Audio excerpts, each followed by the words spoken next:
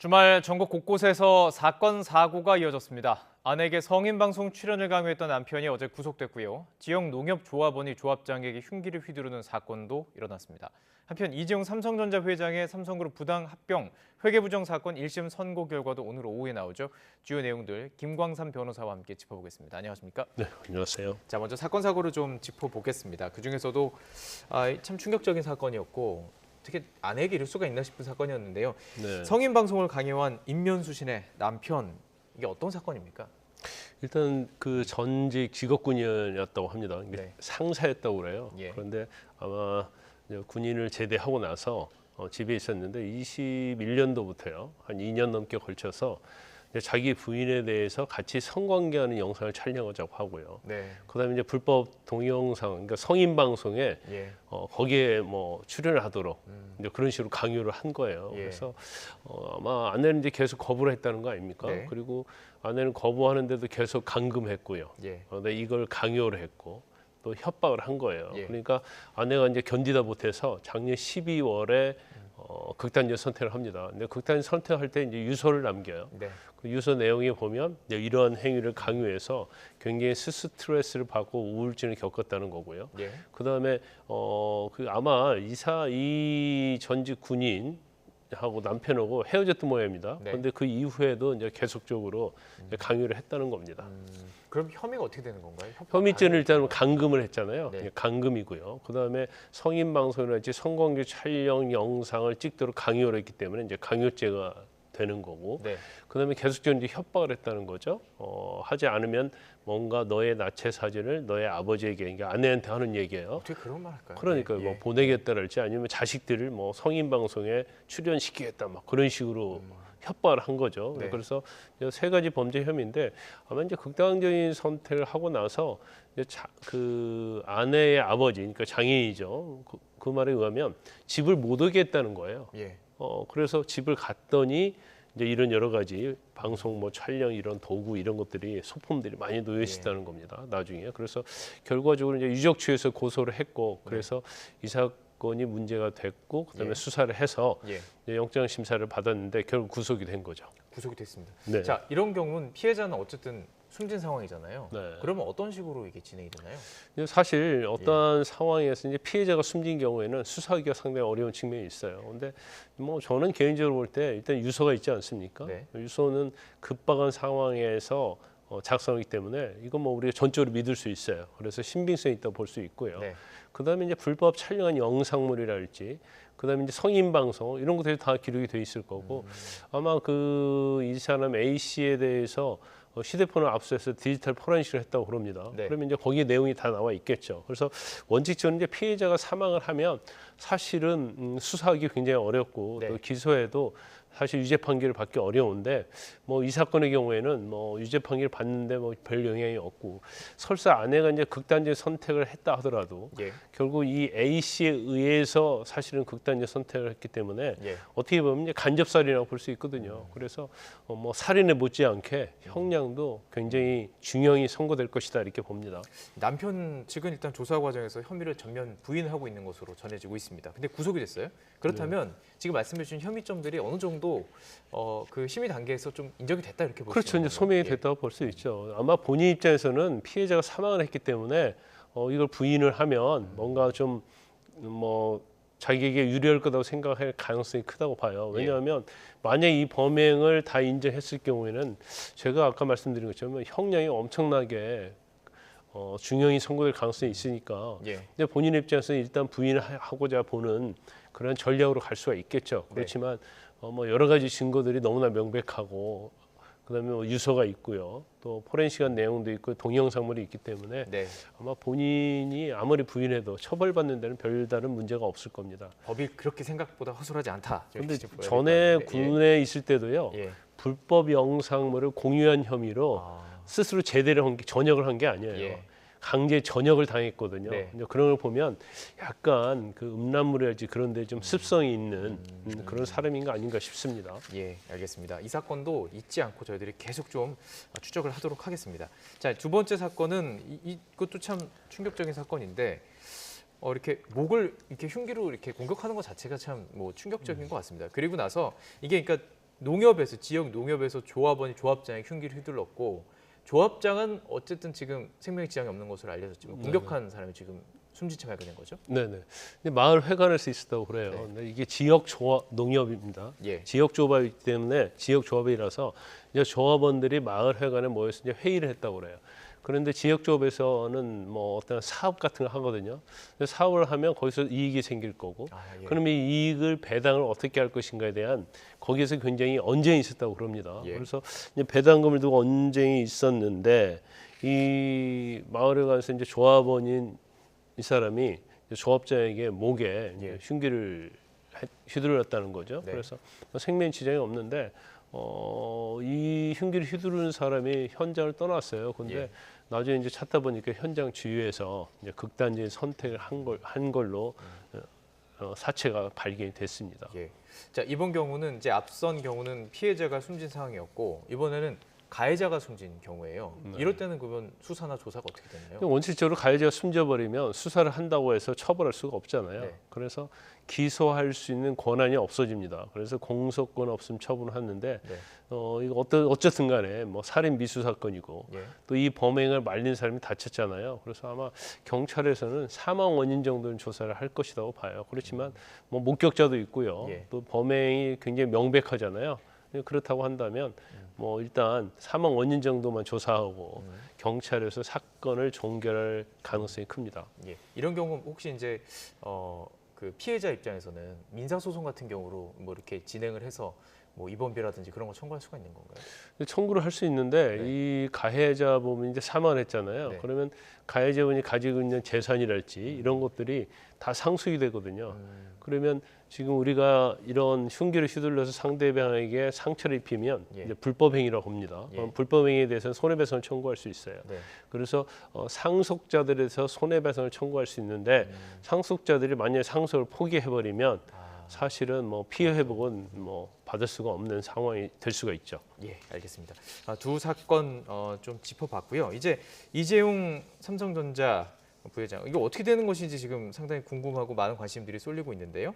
일단 오늘 오후에 지금 이 결론이 나게 됐는데 1심 결론이 나오게 되는데 그동안의 재판 과정을 좀 정리를 해보면 어떨까요? 네, 일단 워낙 오늘 긴 오후, 과정이니까. 네, 예. 오후 3시 재판을 합니다. 예. 그런데 이 사건이 뭐 이렇게 간단한 사건이 아니에요. 네. 복잡한 사건인데 좀 추격해서 얘기를 하면 예. 이제 삼성물산과 제일모직이 합병을 하거든요. 예. 그러면 합병을 하는데 이게 예. 이제 정상적인 합병이었냐, 네. 아니면 이제 부당한 합병이었냐, 이제 그거에 대한 판단이에요. 그러면 합병을 하려면 합병 절차가 이루어질 거 아닙니까? 그러면 삼성물산과 제일모직이 합병을 하려고 하면 합병 비율이 정해져야 하는데, 예. 근데 제일모직이 한 주에 삼성물산 0.35주, 그러니까 1대 3 정도의 비율로 합병을 하게 근데 돼요. 뭐 이렇게도 하긴 하나요? 이렇게? 예. 이렇게 막 비율을 다르게 해서 원래 아니 하나요? 합병을 내면 그건 당연히 당연한 합병 거고요. 비율 정해야 하고요. 음. 다 자산 실세하고 회계 같은 거 전부 다 맞아야지 네. 거기에 맞게 이제 그 법에 정해져 있는 규정이 있거든요. 회계 규정이. 그런데 그 당시에 이재용 회장이 삼성물산은 주식이 한 주도 없고 네. 제일모직만 주식을 23% 이상을 갖고 있었어요. 예. 그러면 이걸 합병하는데 제일모직에 합병할 때 제일모직의 가치가 높아지면 네. 결국 이재용 그 당시 부회장에게는 굉장히 이익이 되는 거 아니겠습니까? 그렇죠. 그래서 합병 비율을 이제 조작을 했다는 거예요. 예. 그 과정에서 이건 이제 경영권 승계를 목적으로 예. 그다음에 그룹의 지배력을 강화하기 위한 방법을 쓰기 위해서 결국 이 합병 비율을 조작을 했는데 예. 그 조작 과정이 바로 분시 회계를 했다는 거. 예. 이건 외부 감사에 관한 법률 위반이거든요. 그다음에 이제 주가 조작을 했다는 거고요. 예. 이건 자본시장법 위반이 됩니다. 그래서 이렇게 합병을 하게 되면 결과적으로 삼성물산의 주주들에게는 왜냐하면 삼성물산 주가를 가치를 저하시켜 가지고 합병을 했기 때문에 그렇죠. 예. 결국 손해를 끼치고 예. 그로 인해서 이재명 부회장에게 이득이 됐기 때문에 네. 이건 이제 배임 행위가 된다고 검찰은 보고 있는 거예요. 네. 그래서 이런 전체 혐의에 대해서 기소를 했고 예. 뭐 이게 기소한 지 굉장히 오래됐지 않습니까? 그런데 이제 지난번에 12월 1월에 예. 1월에 선고 나오기로 했는데 예. 아마 3주가 연장이 돼서 네. 이제 선고를 연기한 거죠. 그래서 이제 오늘 오후 3시에 음. 결론이 나옵니다. 예. 그 말씀하신 것처럼 합병하는 과정 속에서 무엇인가가 불법적인 게 있었느냐. 그러니까 이 합병을 했던 이유는 결국 삼성전자의 어떤 지배력을 강화시키기 위한 것이었고 그 과정 속에서 지금 이재용 그 삼성전자 측은 이런 내용입니다. 이게 사적인 것을 취하려고 한 것이 전혀 아니다. 기업 활동, 정상적인 기업 활동이었다라고 주장을 하는 거예요. 이게 지금 쟁점이 되는 건가요? 그렇죠. 이제 보는 시각에 달려 써 있죠. 예. 그러니까 합병 자체를 왜 한 거냐? 네. 경영권 승계를 위한 것이냐? 예. 그렇지 않고 지금 이재용 부회장 이 회장 측에서 주장하는 것처럼 예. 이제 그 회사의 그룹이 있잖아요. 그럼 신성장 동력, 그러니까 뭐 미래의 가치를 높이기 위해서 하는 것이고 과연 주주의 이익을 위한 것이냐 이제 이런 부분이에요. 근데 네. 이재용 회장은 나는 사적으로 이익을 취하려고 한 바 없다 이렇게 얘기를 하고 있거든요. 근데 이 사건이 지금 뭐 아까 제가 그 삼성물산 제일모직 합병 과정에 대해서만 얘기를 했지만 이게 굉장히 그동안 논란이 많았던 사건이거든요. 맞습니다. 일단 삼성바이오로지스가 제일모직의 자회사였어요. 예. 그래서 분식 회계를 해서 삼성 제일모직의 주가를 높이 띄우려는 게 아니냐. 네. 이제 그런 거에서부터 수사가 시작이 되다가 예. 결국 합병하는 문제까지 온 거거든요. 그래서 그 당시 죄송합니다. 예. 이재용 회장에 대해서 영장도 청구됐는데 기각이 됐고요. 네. 또 이재용 회장 측에서는 이거 너무나 부당하다. 그래서 수사심의회를 개최할 걸 요구했어요. 예. 그렇게 받아들여졌거든요. 네. 그런데 그 수사심의회 결정이 뭐였냐면 수사를 중단해라. 예. 그리고 불기소하라는 결정을 내렸어요. 네. 그럼에도 불구하고 이제 검찰이 예. 기소를 했어요. 예. 그래서 강제성이 없으니까. 그렇죠. 그 이제 권고밖에 할 수 없어서 그래서 만약 수사심의위원회의 어떤 결정이 뭐 타당하다고 한다면 예. 그러면 이거 전체적으로 기소 자체에 문제가 있는 게 아니냐 이제 그런 시각을 가질 수도 있죠. 예. 그래서 이제 검찰 입장은 그게 아니고 예. 사적인 이익을 위해서 불법 승계를 위해서 결국 합병했다는 거고 예. 이제 이재용 회장은 이제 그거 아니다라는 걸로 지금 굉장히 법적 공부를 많이 한 거죠. 이거네요. 그러니까 이게 합병을 한 게 승계 작업의 일환이냐 이걸 바라보는 게 정상적인 우리는 업무였다. 이렇게 해야지 업무를 잘하니까. 그렇죠. 근데 그것을 이제 검찰 측에서는 말이 안 되는 소리다. 결국에는 사적인 이익을 취하는 거 아니냐. 승계 작업의 의혹이니까. 근데 지금 대법원이 2022년 4월에 이것과 관련된 얘기가 있었어요. 미래전략실을 중심으로 그룹 차원에서 이건 조직적으로 승계 작업을 진행했다. 이런 지금 얘기가 있었기 때문에 검찰 판단에서도 이거는 거의 뭐 승계 작업이고 이걸 결국에는 사적인 이익을 본다. 이렇게 판단할 수 있는 건 아닌가요? 지금 이 대법원 판결이요. 예. 사실은 삼성물산 주주들이 예. 삼성물산 제일모직과 합병하는 과정에서 삼성물산 주주들이 손해를 봤다는 생각을 하는 거죠. 예. 왜냐하면 가치를 저평가해서 그렇죠. 예. 비율을 갖다가 오히려 뭐 더 낮게 잡았으니까. 네. 근데 여기에 이제 대법원에서 그런 결론을 내린 거예요. 예. 미래전략실을 중심으로 해서 그룹 차원에서 조직적으로 승계 작업을 진행했다. 그러니까 이게 정상적으로 이루어지지 않고 조직적으로 승계 작업을 한 게 아니냐. 그래서 역시 이 승계 작업의 일환이 제일모직과 삼성물산의 합병이다.